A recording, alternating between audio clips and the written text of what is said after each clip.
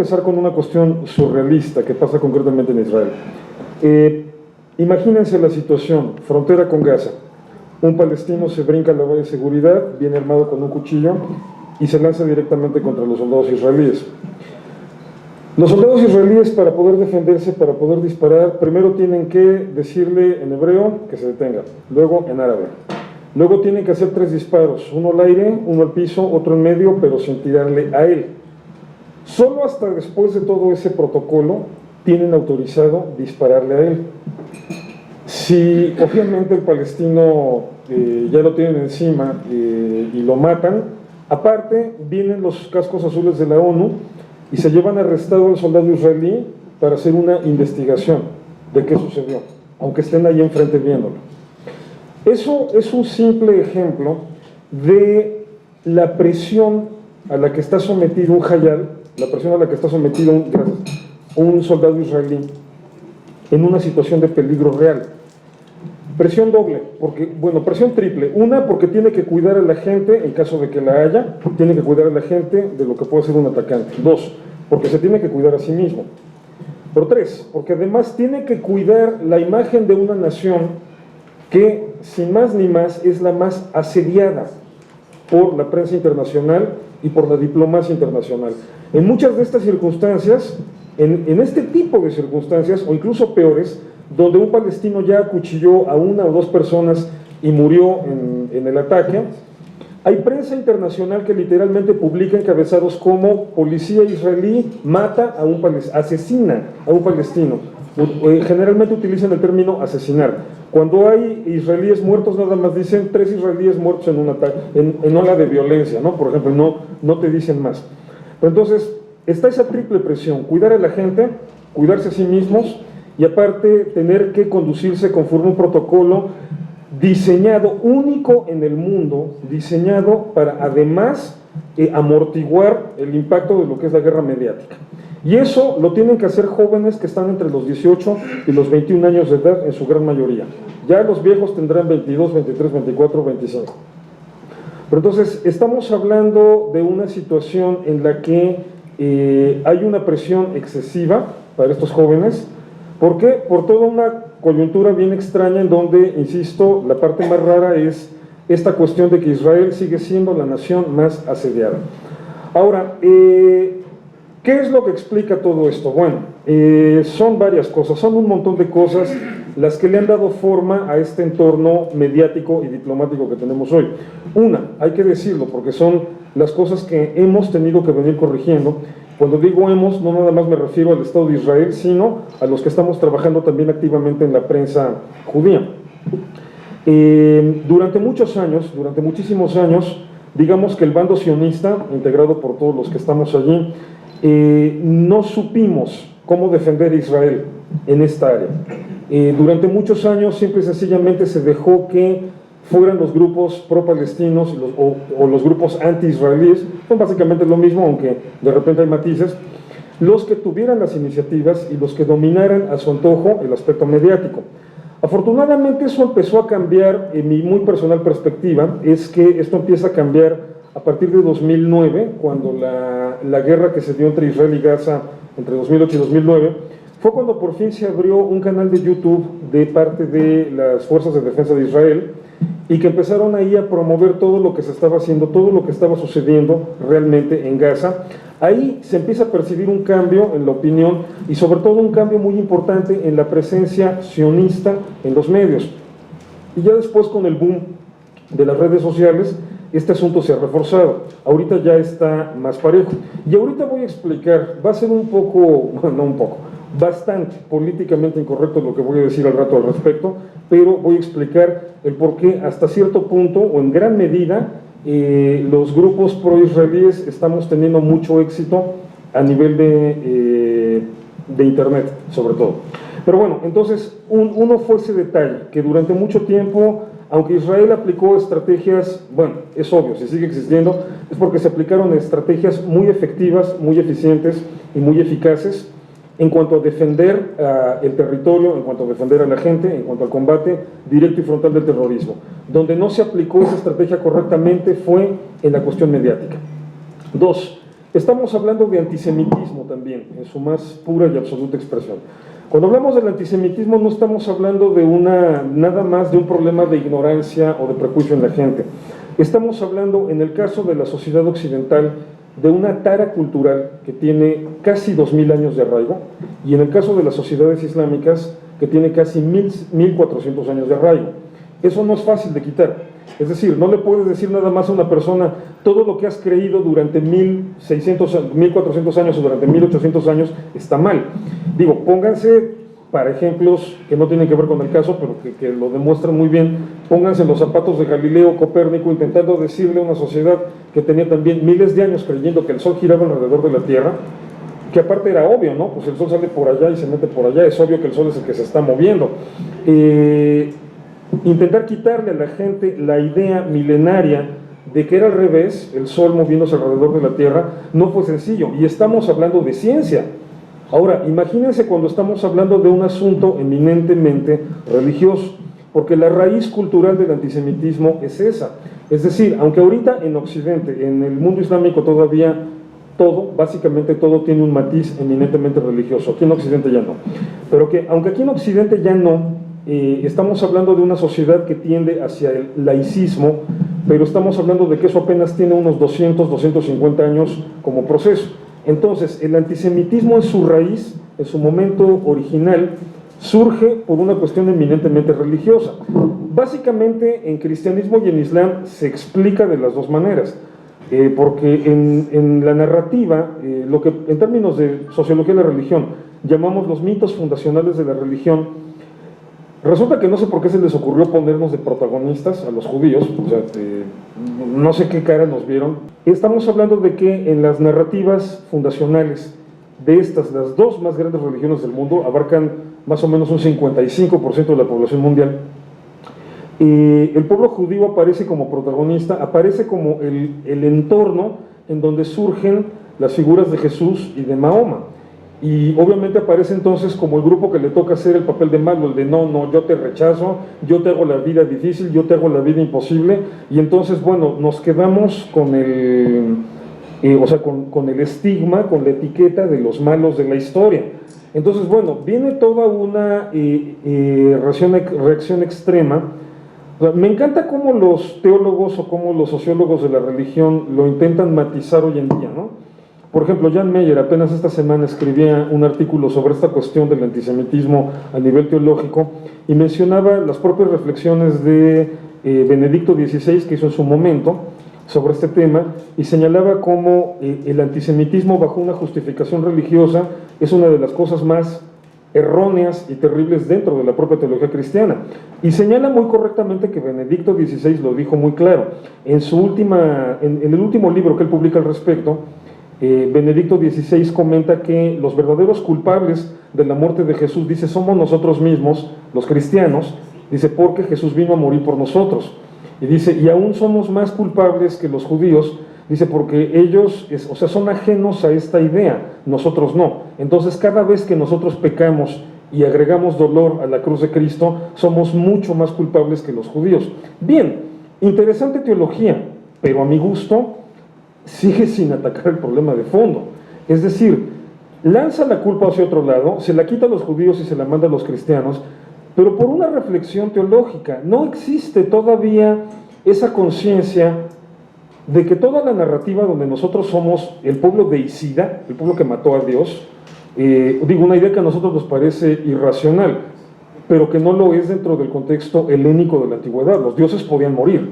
Entonces, el pueblo que mató a Dios, viene de una idea evidentemente mal enfocada de principio. No se necesita explicar teológicamente, es una idea mal enfocada. Ok, todas las culturas antiguas tuvieron ideas mal enfocadas porque no sabían de ciencia, porque no sabían de historia, porque eso lo venimos descubriendo apenas en los últimos 200 años. En todos los mítines antisionistas sobran, abundan, pululan las manifestaciones de abierto odio anti-israelí y anti-judío y abiertas expresiones y llamados a destruir Israel y a matar judíos. Entonces, sí, te puedo creer que a nivel individual una persona, conozco a varios y me consta que su postura personal no es de antisemitismo, están en contra de Israel, según ellos, nada más. pero no se dan cuenta que están inmersos en una dinámica donde el antisemitismo es un elemento esencial. ¿Por qué? Porque no es fácil quitarte 1800 años de historia, o 1600 años, 1400 años de historia en el caso del Islam. Segunda, porque si estamos viendo que cristianos y musulmanes, bueno, en el caso de Europa ya no se puede hablar tanto de una sociedad cristiana, porque ya estamos hablando de un proceso de laicismo que la ha transformado, sería más correcto llamarle una sociedad post-cristiana, pero que obviamente hereda, o sea, toda su construcción cultural original viene de allí. Esta sociedad post-cristiana y la sociedad islámica se están peleando a muerte, y es una guerra sangrienta, y es una guerra brutal, justamente porque son dos sociedades que después de más de 1000 años se obstinan en no aprender de la historia y están cometiendo los mismos errores de la Edad Media. O sea, estamos otra vez en una cruzada. Ahora es al revés, ahora son los musulmanes los que llegaron hacia este lado del planeta, pero estamos otra vez ante un fenómeno social muy parecido a lo que fueron las cruzadas, ante un fenómeno de violencia que en su debida proporción, tomando en cuenta las características de cada época, estamos hablando de fenómenos muy similares. ¿Por qué? Porque son dos sociedades que se obstinan en repetir y repetir y repetir y repetir sus errores. Los palestinos son los únicos que quieren un país para mandar a su gente a vivir a otro país. Entonces, ¿de dónde surge esta idea de que los palestinos pueden, y lo ideal es que tengan su propio país, pero expulsen a todos los judíos? Es una idea antisemita. Digo, los palestinos la tienen porque, bueno, han crecido en todo un ambiente bien complicado, o sea, ahí son otras razones con las que los tenemos que explicar, pero lo sorprendente es que para los europeos eso sea lo normal, y que en o sea, en Jerusalén Este, ni siquiera estamos Jerusalén Este, en Jerusalén, punto. No existe Jerusalén Este históricamente hablando, es Jerusalén. En Jerusalén no se puede construir un edificio porque la ONU, Europa, la Unión Europea, Barack Obama ya están diciéndole a Netanyahu, es que eso es un problema para la paz. O sea, que haya más judíos en una zona es un problema para la paz. Todavía la administración de Barack Obama tuvo el cinismo de decirle a Netanyahu hace, ¿qué?, 2 o 3 semanas, de decirle, bueno, está bien, construyan, pero nada más para árabes. O sea, no construyen para judíos. O sea, siguen siendo las mismas taras culturales de 1800 años de historia que no se superan y no se superan y no se superan. Entonces, bueno, justamente como parte de ese, muy encadenado con ese problema de que Israel o el sionismo se tardó un rato como que en ponerse al nivel de la discusión mediática o de la discusión diplomática, se crea esta inercia en donde las medidas de seguridad de Israel tienen que responder a 2 niveles: la seguridad física de la integridad de la gente que vive en el Estado de Israel, pero también la seguridad mediática, o sea, de intentar amortiguar lo más posible todas las posibles críticas. Resultado, entonces al soldado se le exige lo que no se le exige a nadie. No conozco, no sé de ningún... O sea, ¿ustedes creen, por ejemplo, que los soldados chinos que sí están ocupando Tíbet se tienen que tomar tantas consideraciones a la hora de agarrar, moler a golpes a un monje budista que intenta protestar? Bueno, que no, ni a quien le importe, de hecho. ¿Ustedes creen que los soldados sirios a la hora de masacrar palestinos se toman esas molestias? Ahorita en Siria ya han muerto más palestinos que en toda la historia contra Israel. En toda la historia de conflictos entre Israel y palestinos han muerto alrededor de 35 a 40 mil. Ahorita en Siria, en 5 años de guerra, ya murieron más de 40,000 palestinos. Septiembre Negro, 1970, Jordania, 3 semanas. Los jordanos matan a, no se sabe, entre 30 y 50,000 palestinos. La peor masacre de palestinos. ¿A alguien le importó? ¿A alguien le exigió a los soldados jordanos protocolos para que no violaran los derechos? No, obviamente eso solamente se le exige a Israel. Ok, entonces, bueno, esa es una faceta del problema. Esa es, digamos, la punta del iceberg. Así como lo vemos de complicado, los que estamos siempre interesados, o los que trabajamos en prensa como Enlace Judío y estamos reportando lo que sucede en Israel, así como lo vemos de complicado, es nada más la punta del iceberg. ¿Por qué? Porque el verdadero problema de fondo está en la cultura europea.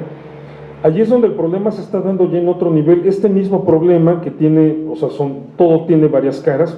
Una es esta cuestión del antisemitismo, la que he estado planteando, y cómo afecta directamente a Israel a nivel institucional al gobierno y las políticas que tiene que definir, a nivel individual al soldado y la conducta que tiene que tener. Entonces, obviamente después de la experiencia de la Segunda Guerra Mundial, todo el asunto de la creación de la ONU y finalmente la Declaración de los Derechos Humanos del Hombre, o sea, es consecuencia de todo un proceso de aprendizaje en donde se le va a dar al final un valor muy importante, muy especial a esta cuestión de los derechos humanos, pero se va a llegar al otro extremo, al extremo de la complacencia, al extremo de la idolatría. Y es lo que estamos empezando a ver ahora, ya a 70 años de terminada la Segunda Guerra Mundial, de una manera muy clara. Es decir, ahorita, por ejemplo, ¿qué pasa si un terrorista es capturado en Europa y no quiere confesar, no quiere declarar? Son sus derechos humanos, no se le puede obligar a declarar. A ver, no quiero sonar fascista, pero hay vidas en juego con eso. O sea, el punto aquí es casuístico, completamente casuístico.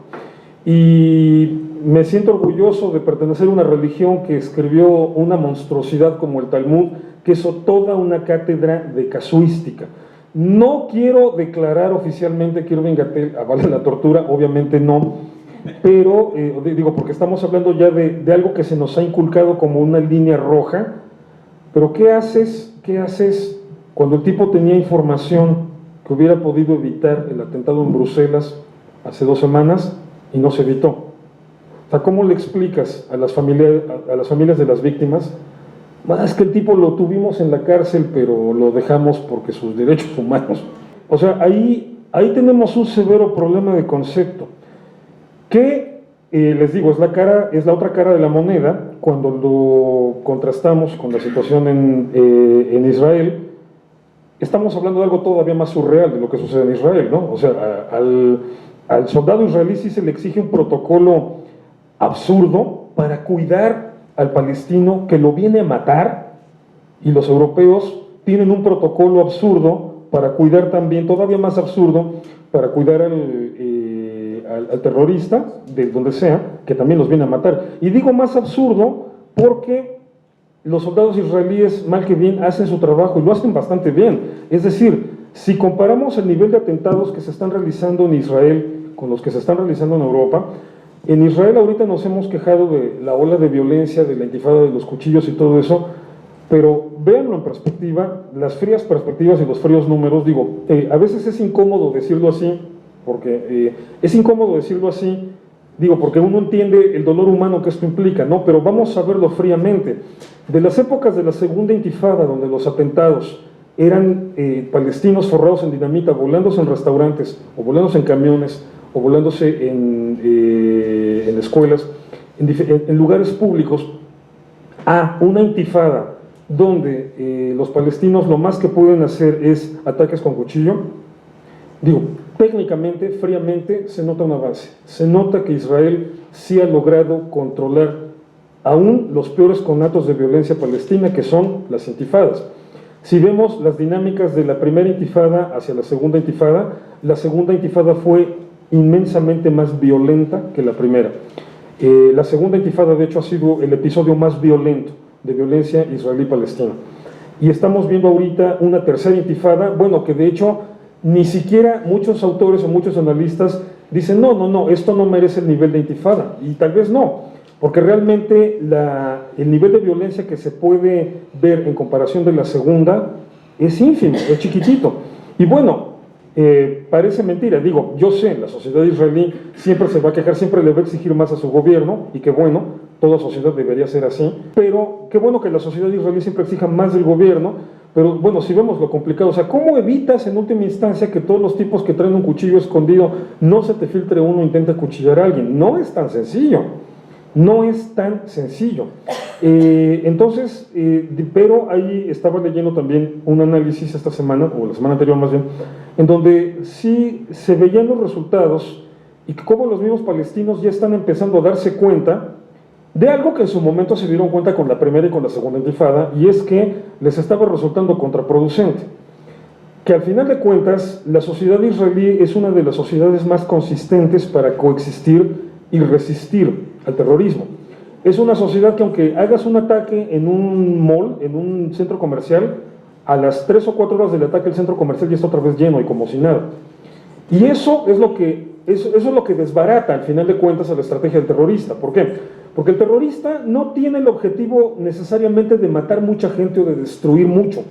Al terrorista le basta matar uno, o le basta dejar una explosión así chiquita que dañe nada más un pedacito, porque lo que quiere provocar es miedo.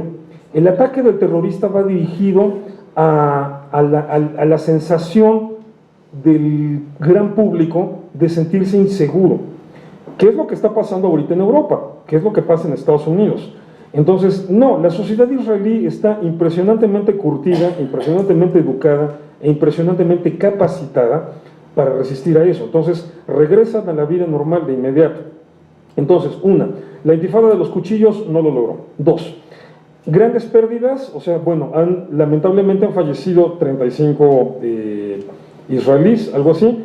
Lamentablemente, digo, porque también es una pérdida humana, se explica de otra manera, se siente de otra manera, pero también refleja una condición, una situación trágica de fondo. Han muerto 350 palestinos, alrededor de eso más o menos. Entonces estamos hablando de que los palestinos ahorita otra vez van perdiendo por 10-1.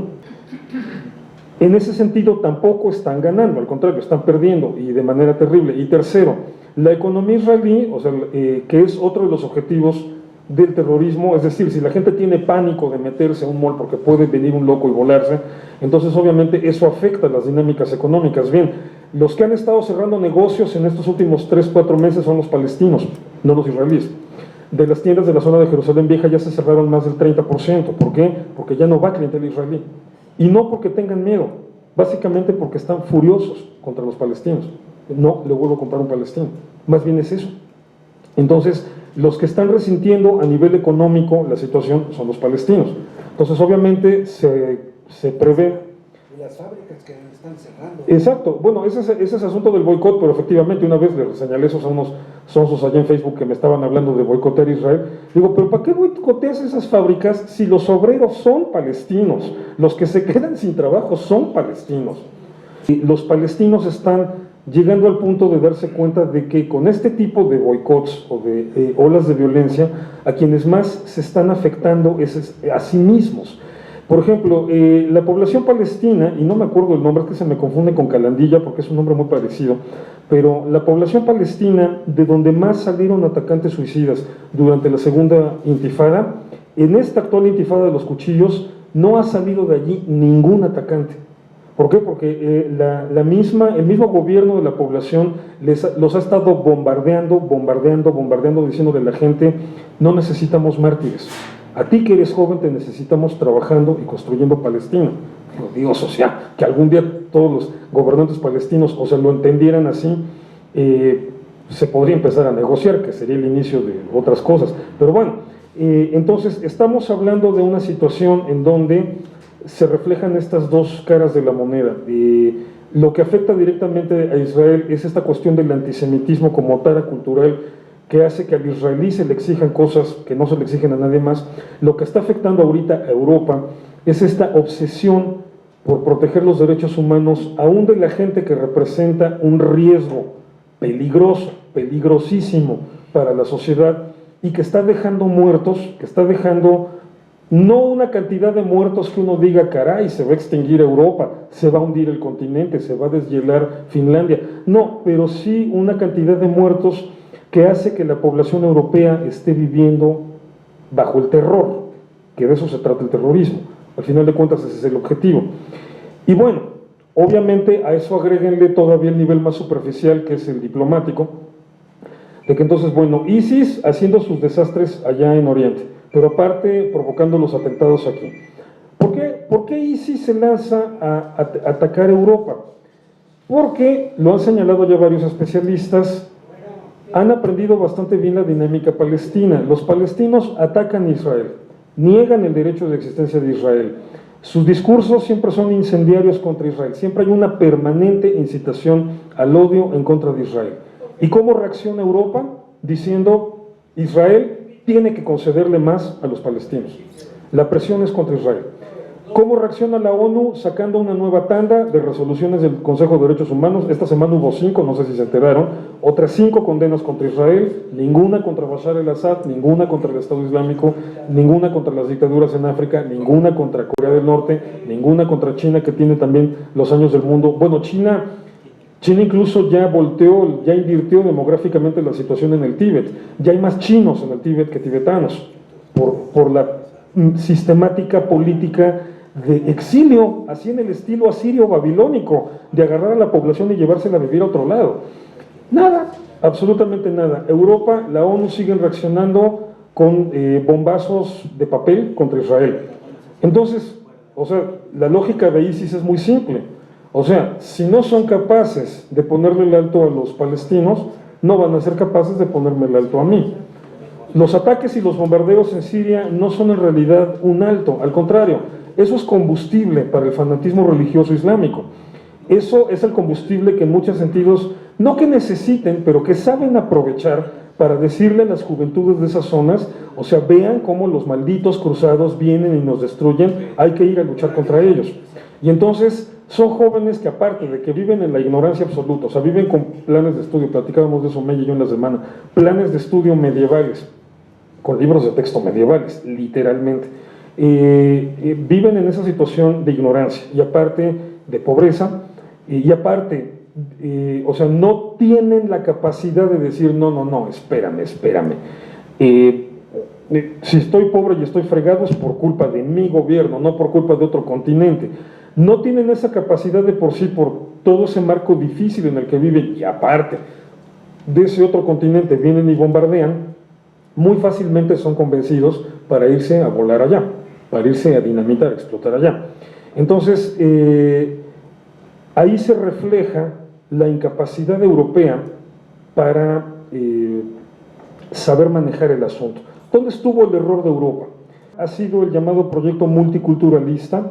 Fue que las últimas generaciones de refugiados árabes no se les obligó a asimilarse a la vida europea. No te digo a la cultura, no te digo a la religión, pero las dinámicas sociales y sobre todo legales europeas. No, somos una sociedad multicultural, somos una sociedad plural, podemos respetar que ellos hagan su barrio y vivan como en la Edad Media y sobre todo se dediquen a sembrar el odio contra nosotros, es su cultura, hay que respetarla.